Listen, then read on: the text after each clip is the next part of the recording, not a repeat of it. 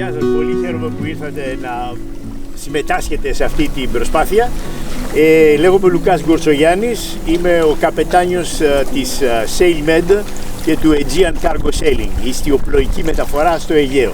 Ξεκινήσαμε λοιπόν πριν 6 χρόνια να κάνουμε αυτή την προσπάθεια του να διώξουμε το πετρέλαιο από τις μεταφορές τις θαλασσινές και να χρησιμοποιήσουμε μόνο τα πανιά και τον άνεμο.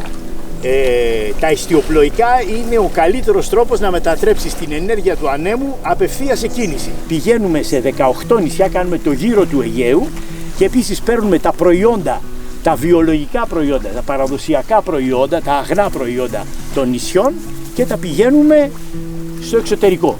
Έχουμε επίσης επαφές με το Slow Food, που είναι μια οργάνωση παγκόσμια που ασχολείται με το αργό φαγητό, το αγνό φαγητό.